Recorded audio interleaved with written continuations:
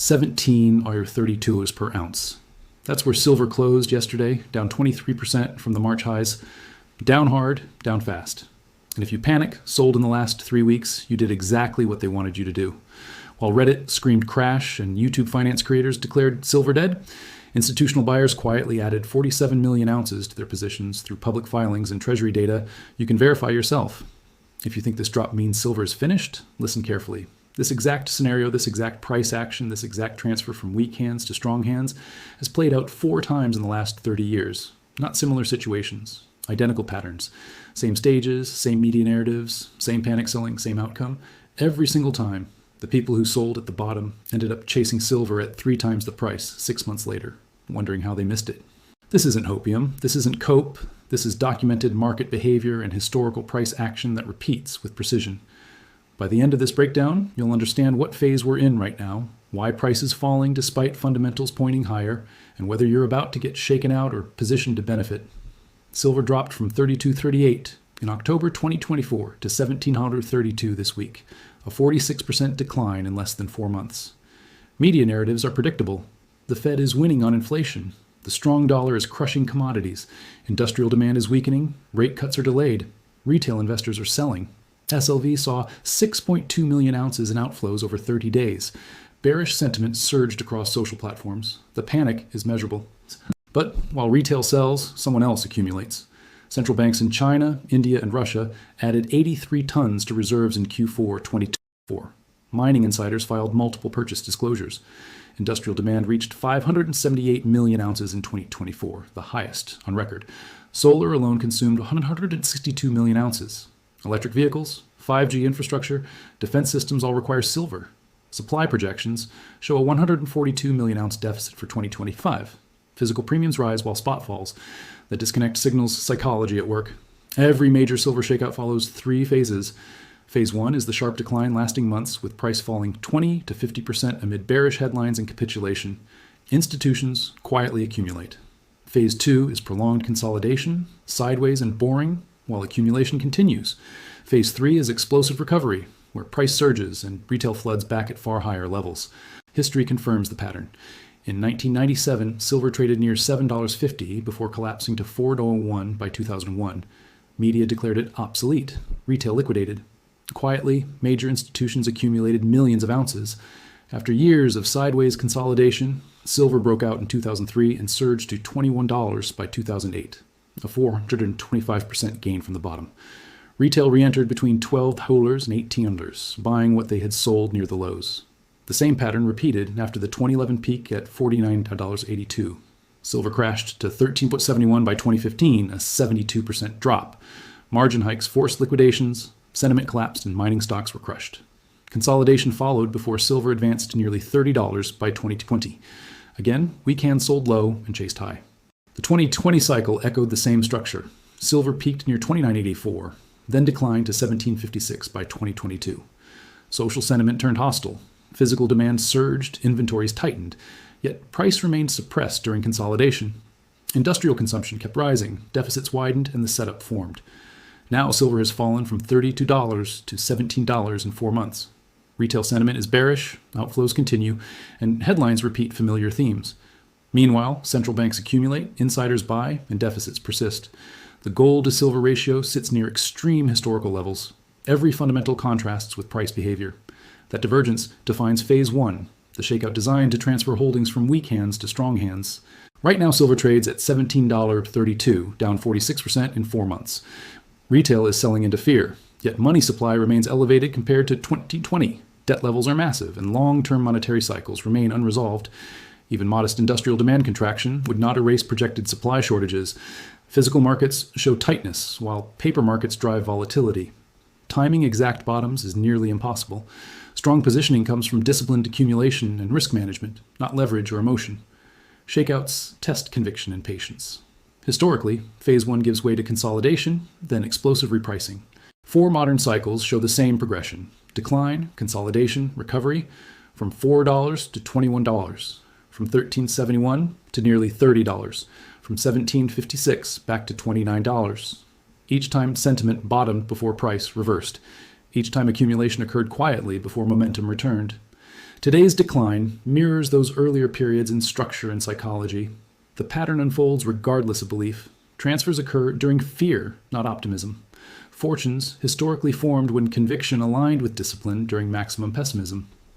The only question left is whether you respond as a weak hand reacting to volatility or as a strong hand recognizing a recurring cycle.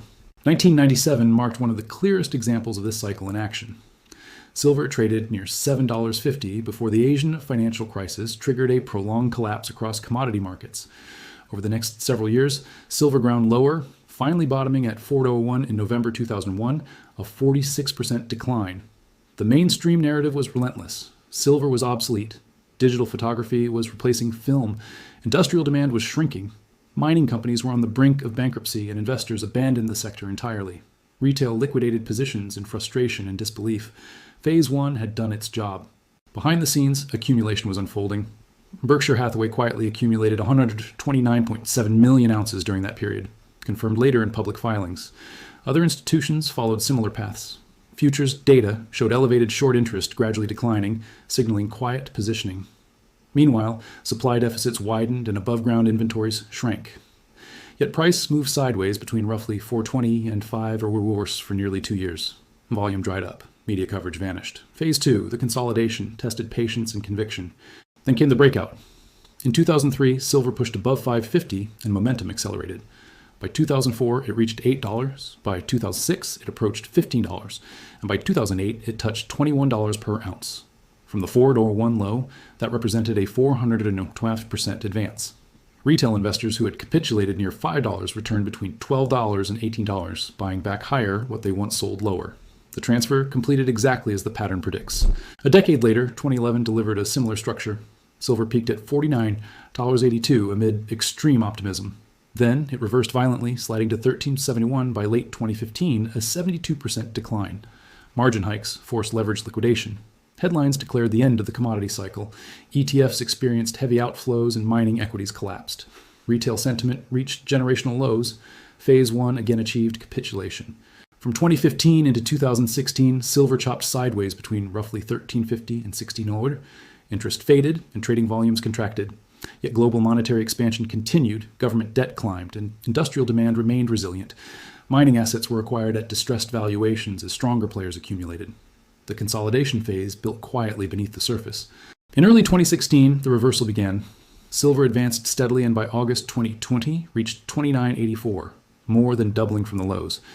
Even the brief pandemic panic in March 2020, which temporarily pushed silver to $11.77, reversed sharply within months.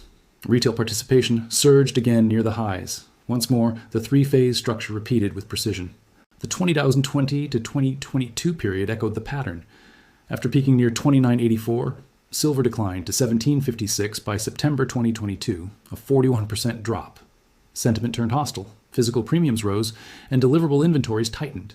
Despite record industrial demand and widening deficits, price consolidated between $18 and $26 for nearly 2 years.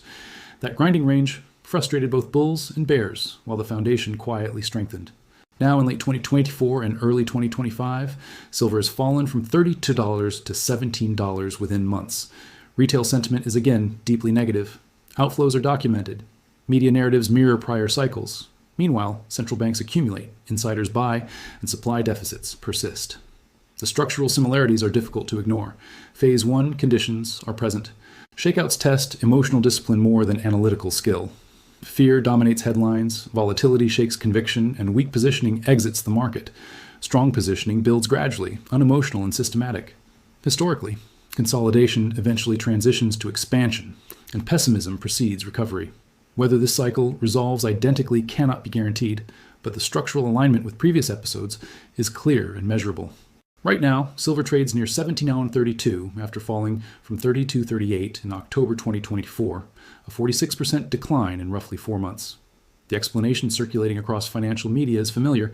Inflation is cooling, rate cuts are delayed, the dollar is strong, industrial demand may soften. Retail participation reflects that narrative. ETF outflows increased, bearish commentary surged, and the short-term traders exited positions into weakness. These are classic Phase 1 conditions, where fear overrides analysis and volatility, forces decisions driven by emotion rather than structure. On the other side of that fear, accumulation continues. Central bank purchases expanded during late 2024. Mining company insiders disclosed multiple share purchases.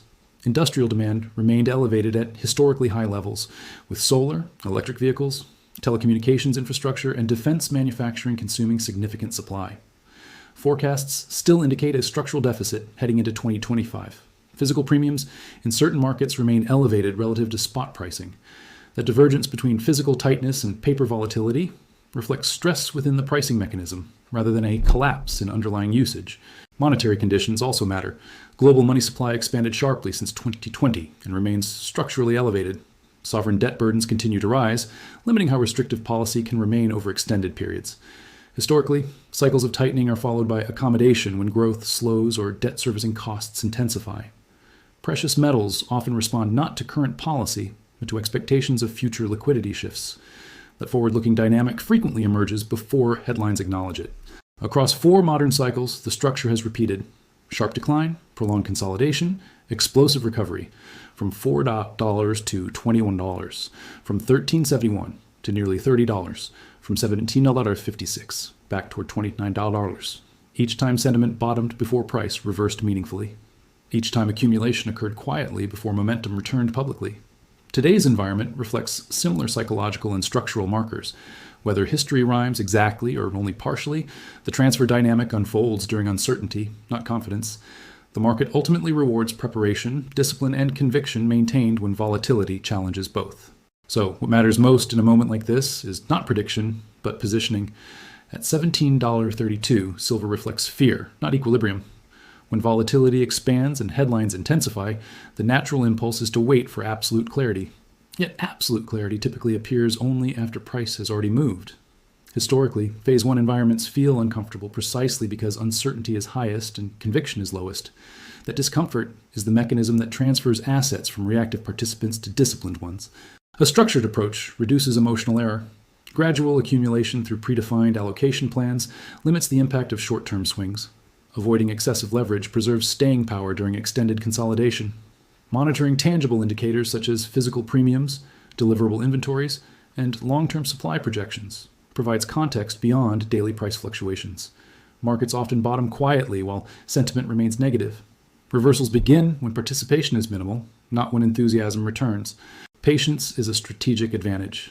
Previous cycles show that Phase 1 can persist for several months before transitioning into sideways compression. That compression period often feels uneventful and directionless, discouraging attention. Yet it is during those quiet stretches that positioning completes and imbalances tighten. When momentum eventually returns, it tends to do so rapidly, leaving little opportunity for hesitation. The repeating structure across decades does not guarantee identical outcomes, but it highlights recurring human behavior. Fear concentrates near lows. Optimism concentrates near highs. Transfers occur in silence before recognition spreads. Understanding that dynamic allows decisions to be based on process rather than panic. Whether silver ultimately resolves higher or lower in the short term, the discipline applied during extreme sentiment phases often determines long-term results more than any single price point. 4 distinct cycles across modern market history demonstrate the same psychological arc.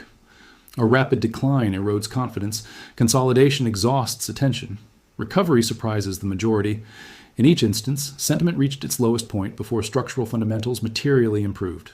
That sequencing is critical. Markets reprice expectations first and confirm narratives later. By the time optimism feels justified, a substantial portion of the move has already occurred. At present levels near $17, silver reflects aggressive pessimism relative to measurable supply and demand data. The gold-to-silver ratio remains historically elevated compared to long-term averages, suggesting relative undervaluation by past standards. Industrial consumption trends remain structurally embedded in energy transition and technology expansion. Monetary variables continue to evolve within high-debt, liquidity-sensitive systems. These elements do not eliminate volatility, but they frame it within a broader context. The decision point, therefore, is less about forecasting the next dollar move and more about identifying personal time horizon and risk tolerance. Short-term traders experience a volatility differently than long-term allocators. Weak positioning reacts to headlines. Strong positioning relies on defined allocation, patience, and balance. No cycle unfolds in a perfectly linear fashion. False breakdowns and sharp rallies can occur within broader transitions. Emotional responses amplify those swings. If history offers guidance, it is this. The transfer happens during discomfort. Assets move from those seeking certainty to those prepared for uncertainty.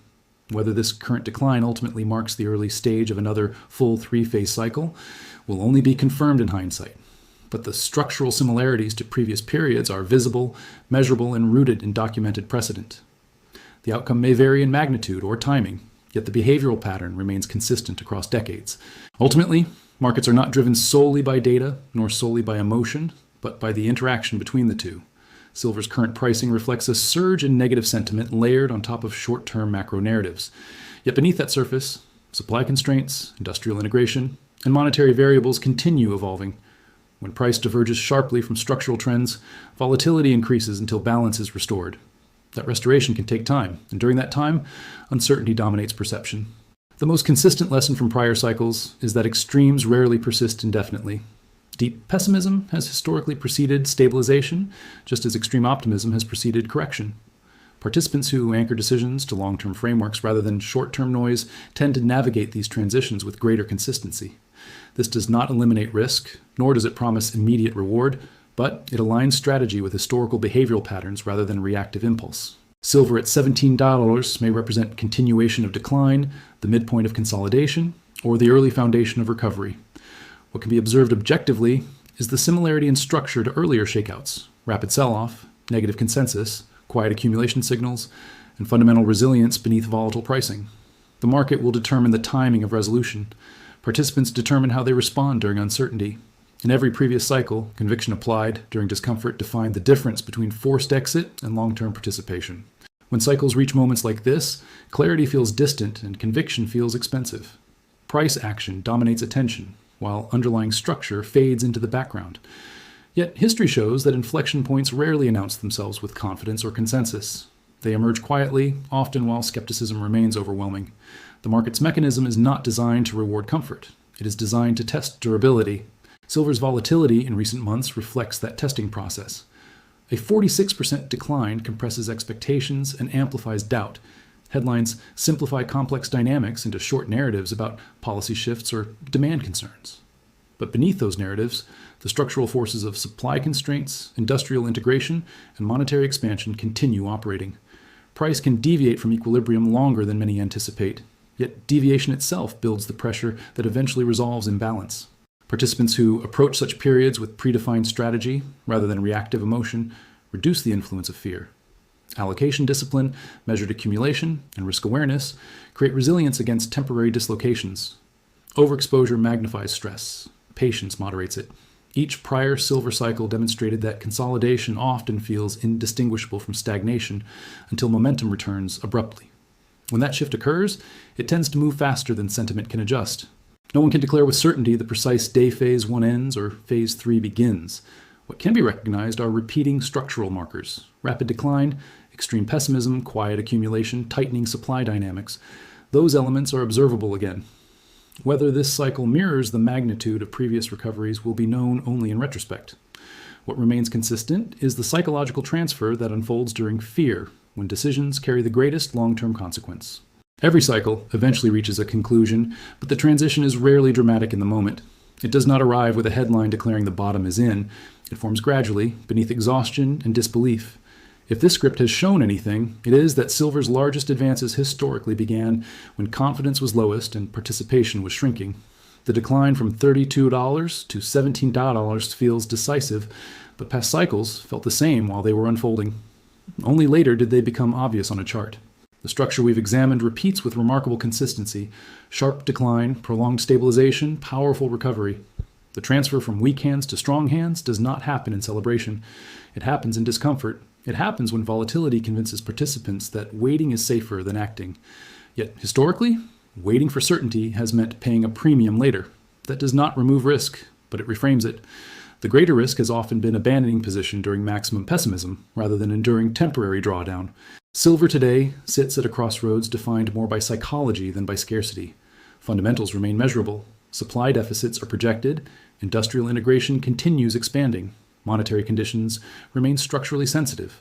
Whether price resolves upward in months or requires extended consolidation first, the behavioral pattern remains intact. Markets cycle. Sentiment swings. Transfers occur. In the end, outcomes are shaped less by short-term volatility and more by discipline maintained through it. Weak positioning reacts to fear. Strong positioning is built with planning, patience, and proportional risk. The cycle will complete, as it always has. The only variable left unresolved is participation. That brings us to the key takeaway. The market doesn't wait for anyone to be ready. Opportunities and shakeouts unfold whether you feel prepared or not. Weak hands sell, driven by headlines and short-term fear. Strong hands accumulate, guided by process and historical patterns. Silver's current decline is phase one of a cycle that has repeated 4 times over the past 3 decades. Recognizing that pattern allows participants to act strategically rather than emotionally. Patience is essential. Phase 1 can persist for months, and consolidation may extend longer than expected. Yet those who maintain position with defined allocation and risk management historically benefit when Phase 3 eventually unfolds. Physical silver, allocation across tranches, and monitoring indicators like premiums, inventories, and central bank activity provide context beyond daily price noise. History favors preparation over prediction, discipline over panic.